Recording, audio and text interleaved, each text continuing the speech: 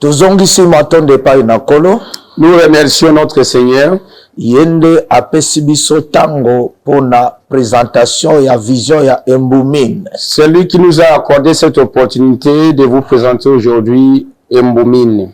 Embumine elingi koloba Ezekiel Mbundu Ministry. Embumine veut dire Ezekiel Mbundu Ministries. Embumine ebandaki na Cameroun na 2001. Embumine a commencé depuis Cameroun en 2001. Nanzela na diplomate consulat général Jeff Chepela. Au billet de diplomate que vous venez d'écouter le nom, Yende apesaki biso autorisation ya koyeba na kote ya na ba prison nyonso ya Cameroun. c'est lui qui nous avait autorisé d'aller partout dans toutes les prisons de Cameroun pour prêcher. Lelo le 14 juillet ezali nde journée ya présentation officielle ya vision oyo ya Embumine. Et aujourd'hui, le 14 juillet, c'est une journée consacrée à la présentation de cette vision. Tokoki kokota mbala moko te soki tolobi vision yango ezali nini te. Nous ne pouvons pas entrer directement pour expliquer ce que c'est vision Embumine. Totalisi na en tête na biso ezo parler likolo na Esaïe 61 à 3. Notre vision est tirée dans le livre d'Ésaïe 61, verset 3. 1 à 3. 1 à 3. Ezali oyo Esaïe alobaka na mission oyo Kolo azakosala. C'est conformément à la mission que lui avait donnée le Seigneur. Alobi molimo na Kolo ezali likolo na ngai. Il a dit, l'Esprit du Seigneur est sur moi. Mission oyo tozosala yango à partir ya molimo na Nzambe. Cette vision est tirée et cela est inspiré par l'Esprit du Seigneur. Rôle ya mission biso tobengami na yango. Rôle de cette mission que nous sommes appelés, Ezali pona kosakola sango malamu epai na bakangami. c'est pour annoncer la bonne nouvelle à tous les prisonniers. Pona kotinda liloba na Nzambe esikola bato bazali konyokwama. Pour envoyer la parole afin de délivrer tous ceux qui se trouvent sous l'empire du mal. Ezali mission oyo Kolo ye moko ayaki kosala yango kati na bomoi na ngai. C'est une mission appartenant à notre Seigneur qu'il est venu réaliser dans ma vie. Po ngai pe à partir ya prison nde sika Kolo ayaki kozwa ngai. Parce que moi aussi, je fus converti dans la prison. Nde sika apesaki ngai mission oyo zali koyoka yango na mokolo na lelo. Et c'est là où il m'avait mandaté dans cette mission dont vous êtes en train de nous suivre maintenant. Ezali po natina na kokangola bakangami. C'est pour l'objectif de délivrer les captifs. Ezali po natina na kosikola bato banyokolami. C'est pour délivrer tous les opprimés. Ezali nde base ya mission obiso toza ko présenter bino. Ça, c'est la base des missions dont nous sommes en train de vous présenter maintenant. Mais appel oyo Kolo abengaki ngai. Mais cet appel que m'avait appelé le Seigneur, Ezali na Actes des Apôtres 9 verset 15. cela est tiré dans le livre d'Actes des Apôtres, chapitre 15. Na mission ya koluka liboso bapagano. Il m'a confié d'abord une mission de rechercher les païens. Mission ya mibale ezali po na bakonzi.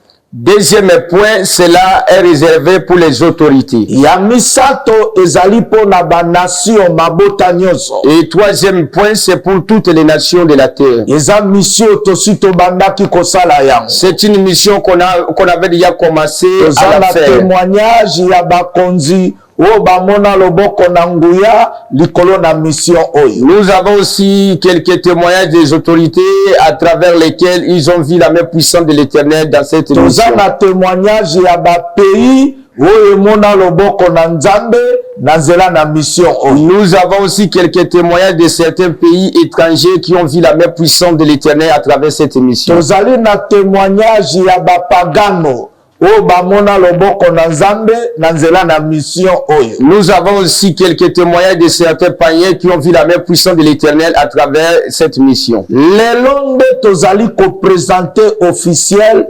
Embumine mission na yango ezali nini. Et c'est aujourd'hui que nous sommes venus pour vous présenter quelle est la mission officielle d'Embumine. Yesu alobaki bobanda nano na Jérusalem. Jésus avait dit commencer d'abord en Jérusalem. Jérusalem na biso ezali République démocratique du Congo. Et c'est pour dire que notre Jérusalem c'est la République démocratique du Congo. Yango total ici na 26 provinces. Voilà pourquoi nous avons voulu présenter ça dans toutes les 26 provinces de notre pays. Ezali esika oyo tozali kobanda pona kosala mission ya ko récupérer bakangami. C'est là où nous voulons commencer afin de recruter ou de récupérer tous les opprimés ou ceux qui sont emprisonnés. Toutaki na province ya Chopo na mois d'avril. Récemment, on était dans la province de Chopo au mois d'avril. Bato bamonaki kembo na Nzambe. Les gens avaient vu la gloire de l'Éternel. Bato bamonaki ba image ya mosala. Les gens avaient vu les images de ce qu'on avait opéré là-bas. Mais tous les 26 provinces ya mboka na biso. Mais aujourd'hui, ça concerne toutes les 26 provinces de notre pays. Bazuele, Équateur, au Katanga, au Lomami, au Tuele, Ituri, Kasai Central, Kasai Oriental, Kinshasa, Congo Central, Kwango, Kwilu, Lomami, Lualaba, Maindom, Maniema, Mongala, Nord Kivu, Nord Ubangi, Sankuru, Sud Kivu, Sud Ubangi, Tanganyika, Chopo, Chwapa, Kasai. Comme vous venez d'entendre, notre mission commence de Bazouele jusqu'à Kasai. Boye, awa tozali ko interpeller pe kotalisa mingi na bakonzi na mboka. Et ici, nous sommes en train d'interpeller et de présenter particulièrement à nos autorités de notre pays. Ezala ba honorable, ba sénateur. Même les honorables et les sénateurs sont concernés. Même les ministres de notre pays sont concernés. Les femmes comme les hommes d'affaires de notre pays. Même les ONG de notre pays. Même les fondations de notre pays.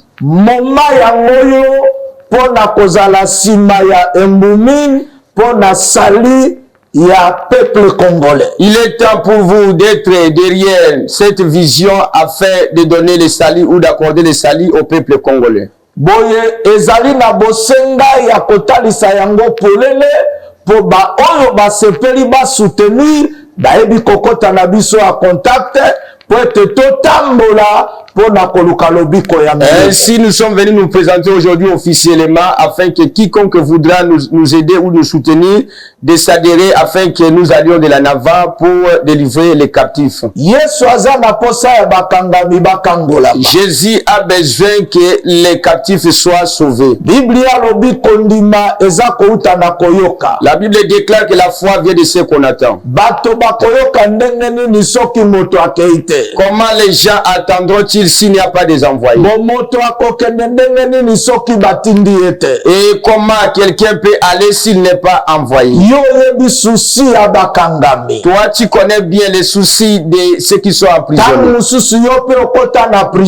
Parfois, tu as été une fois emprisonné. Parfois, ta femme a été une fois emprisonnée. Parfois, ton mari a été une fois emprisonné. Parfois, tes enfants aussi ont été une fois emprisonnés. Et tu connais comment la souffrance demeure dans la prison. Aujourd'hui, nous voici dans la vision de Mboumine. Nous avons besoin de votre soutenance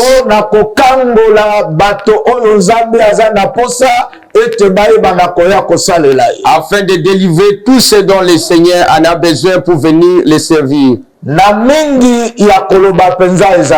On n'a pas beaucoup à dire ici. Sa vision officielle et panzana et kende bisika nyonso pour batoba s'adhérer pour soutenir mission. On voulait juste présenter cette mission d'une façon officielle afin que les gens s'engagent pour l'évolution de cette vision. Si vous voulez entrer en contact avec nous, numéro nabiso ezali, voici notre numéro de contact. Tozali na RTL. Nous avons le numéro d'RTL 097 86 63 336.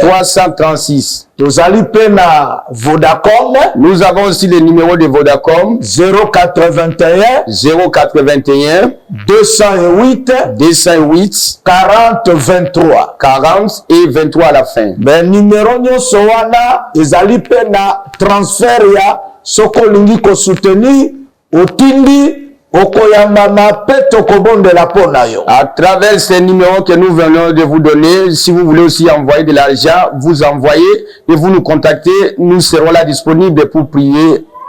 Tozali na programme o tozo sala mikoleza koya. Nous avons aussi un programme élaboré pour les jours à venir. Soki yo kokota na contact na yango ekozala lipambolini. Si vous allez entrer en contact de ce programme, ce sera une grande bénédiction. Tika nzambe ayebana kopambola moko na moko. Que l'Éternel bénisse tout et chacun. Amen. Amen.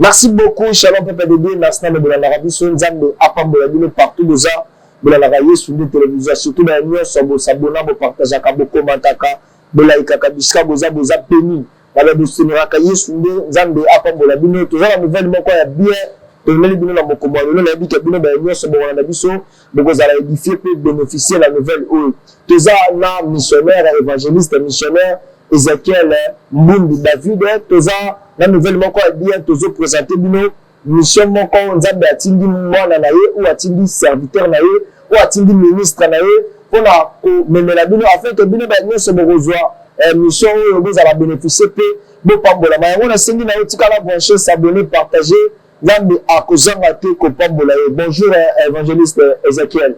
Bonjour journaliste Rose. Merci beaucoup papa pour la présence na yo. Est-ce que tu peux koyer d'abord mission ya Emumini ezamini pour la bato bana biso ba comprendre mission ya Emumini pour tout le monde peut biso ba détail mais tous allons entendre kena le mission la ezamini.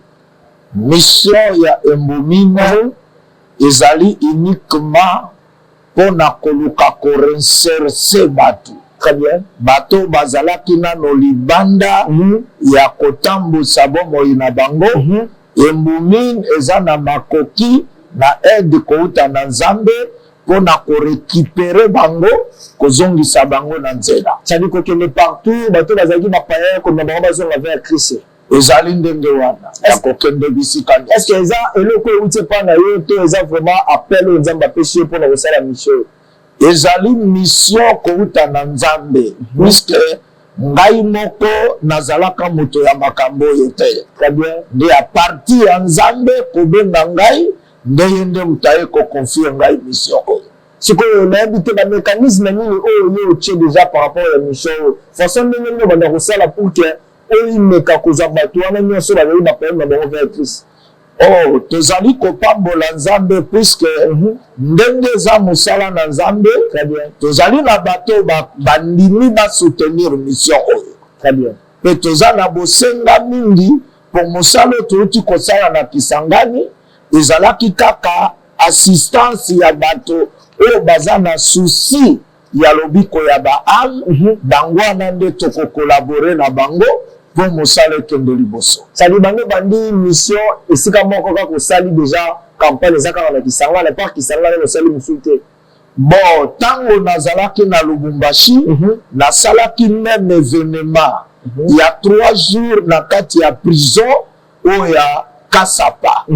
Nasalaki musala oyo kuna. Très bien. Tango nazalaki na Dar es Salaam na Tanzanie na prison ya Kongoya nazalaki wana nasalaki pe action moko kuna elongo na madame Bishop Peter mwasi na ye nde tozalaki na ye tosalaki mission moko isu na kati ya prison oyo ya Dar es Salaam. Ah, sikoyo kolongwa toyebi tozokende wapi oza na vision okita lisusu place nini?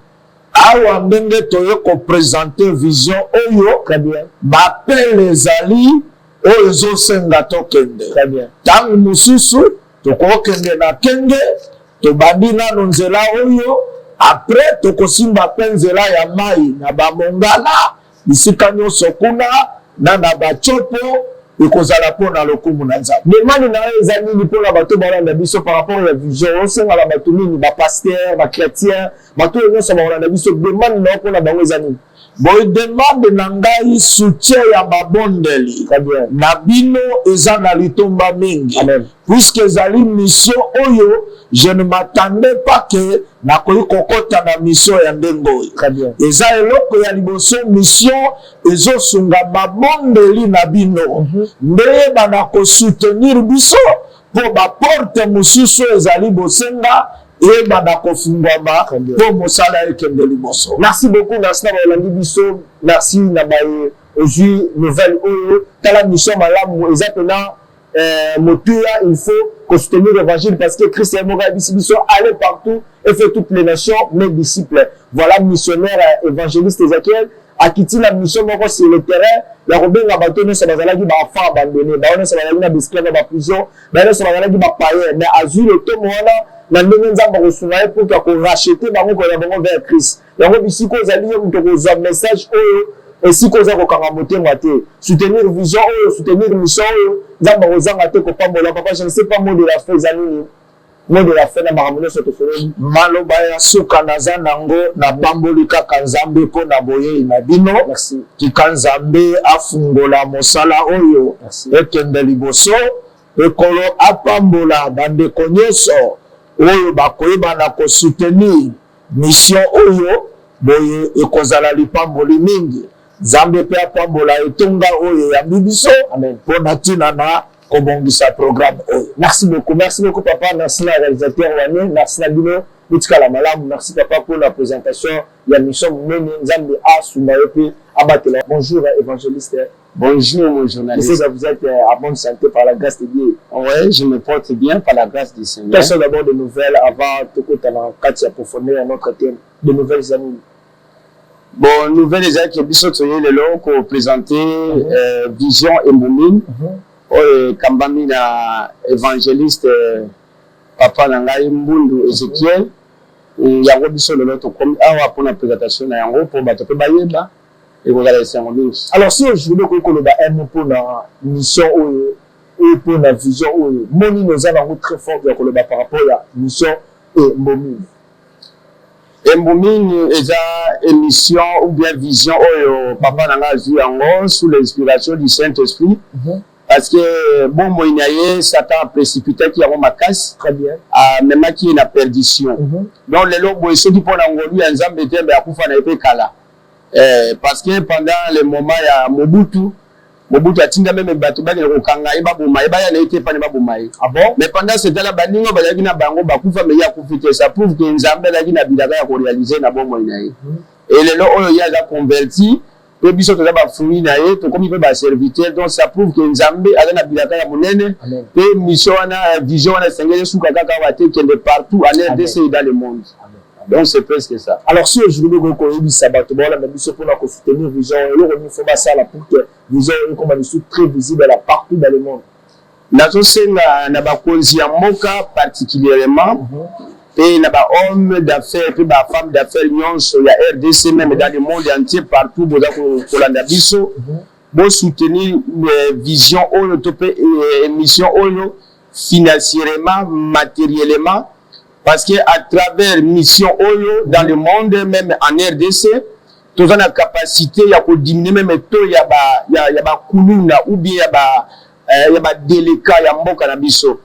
Parce que moto a ko na makoki ya ko convertir ba kuluna ou bien bato baza ba délicat za ka moninga na bango oyo peut-être la demiraki na bango pe ayebi méthode ni ya ko pe ko joa bango. Très bien. Alors ne na zolo ba boy papa de la qui maître na bango. Mais maintenant on a matété partout de bakitan ko baso ba mwani ba biki wa ki grand prêtre na biso. Pe badai étonné ko mona makambo Nzambe asali na bon moinayi. mais to convaincre bango ndenge nini soki makoki ezate parce que toza na temps que même na ba prison ou kende na ba hôpitaux partout et particulièrement pour na gagner ba délicat. Très bien, très bien. Parce que Jésus a qui na mission Yakobi kisa ba onyonso badala ki ba fils pe ba fille d'Abraham ou ba kinaki na perdition. Très bien. Donc objectif ya wana bana nyonso ya Abraham o Satan akangaki bango pe amemaki bango na perdition ba bongola mitema pe ba ya ipana Yesu Kristo nde na royaume na ye ekozala isengo ekozala fête monene tokoki kosala miracle ebele mais soki bato babongoli mitema te tosali mosala moko ya pamba. Merci beaucoup évangéliste, mot de la fin Zanini pour la ndeko bazwa nouvelle autre nomeli bango mot de la fin na Zanini. Nazosenga RDC mobimba particulièrement na mboka na biso ya Kinshasa na ville na biso ya Kinshasa bato ba soutenir mission oyo matériellement et financièrement. Très bien. Tokoki kozala na parole tokoki kozala na manière nyonso ya kozwa bato mais soki finance ezate eza mwa pasi mingi po ete tokóma na babisika mosusu. Très bien. Oyo esengeli kokóma mpe koprêche mpe kokanga ame ya bato nyonso oyo diable a récupéré bango mpe abloqué bango. Merci beaucoup, merci à Bibiso, merci évangéliste pour notre temps, Bibiso, surtout na baino so na Bibiso vraiment nzambe a pambola bino tokuta ni lisusu tozali tobika tokoyela bino ba image ya musala ndenge zo sala na pe musala ndenge zo kende pour la sabino ndenge ni nzambe aponi mo na ye pour que nous c'est bonne nouvelle surtout na ba bazala qui fermé quelque part la ba bazala qui coincé même dans ba prison satanique ya na ba to bazala qui ko kangama à travers évangile auto mission je sais que bino ba no so bolanda biso na mo musika bolanda biso na nzela ya téléphone ya TNT partout on voit un message bisiko nzambe apambola ngala ko senga nzambe ye mutoza musika ozala besoin ko adhérer na évangile ozala besoin ko adhérer na mission sala yango benga biso numéro zana nzambe akozanga te ko pambola yo na somme de Dieu. Merci vraiment pour la temps, biso nzambe apambola yo. Merci na yo beaucoup mon journaliste. Merci beaucoup.